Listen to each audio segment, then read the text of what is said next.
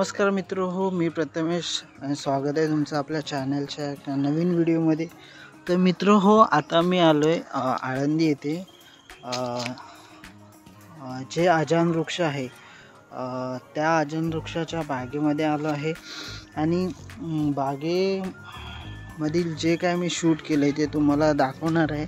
Actually ते शूटिंगसाठी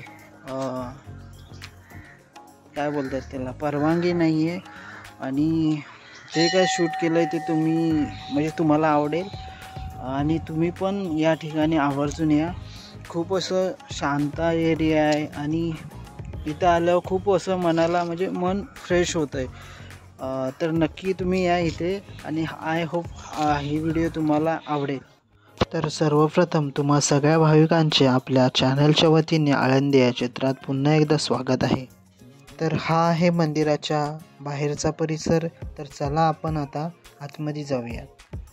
मंदिराच्या प्रवेशद्वारातून आतमध्ये गेल्याच्या नंतर तुम्हाला मंदिराच्या चारी साईडला हिरवीगार अशी झाडवळ दिसेल। आता हिरवीगार झाडवळ यामुळे आहे की मंदिराच्या चारी साईडला पाण्याचा विळखा आहे। संत ज्ञानेश्वर महाराज यांची संजीवन समाधी असलेले तीर्थक्षेत्र आळंदीला वर्षभरात लाखो भाविक भेट देत असतात। आता आळंदीला आल्यानंतर माऊलीच्या समाधी दर्शनानंतर दुसरे महत्त्वाचे ठिकाण म्हणजे संत ज्ञानेश्वर महाराज आणि त्यांचे कुटुंब वास्तव्यात असलेले ठिकाण म्हणजे सिद्धबेट।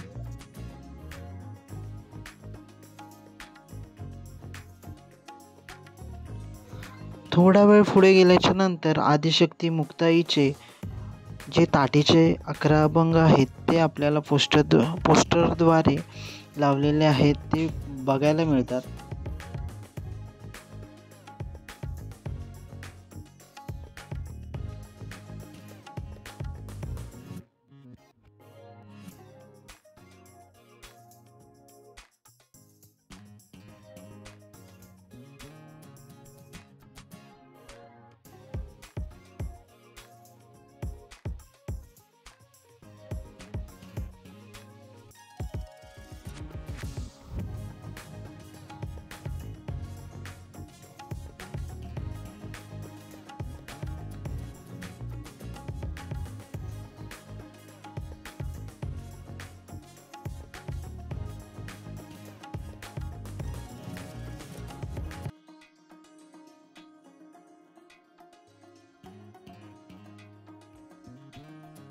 तर माऊलींचं दर्शन तर आता झालेलं आहे।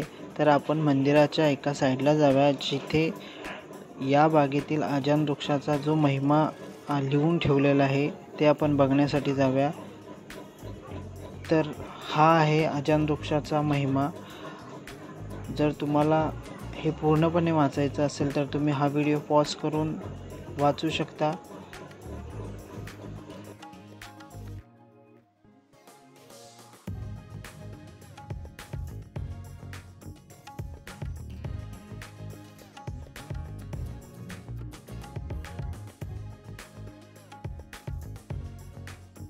आजान वृक्षाची एक महत्त्वाची बाब सांगायची म्हणजे या झाडाखाली केलेला अभ्यास कायमस्वरूपी लक्षात राहतो।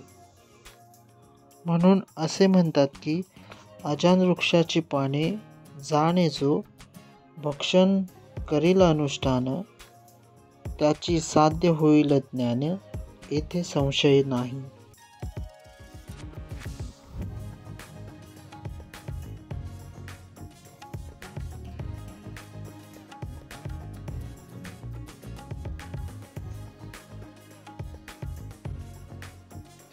तर काही कारणास्तव तुम्हाला ही व्हिडिओ आवडली असेल तर लाईक करा, शेअर करा आणि सबस्क्राईब करायला विसरू नका।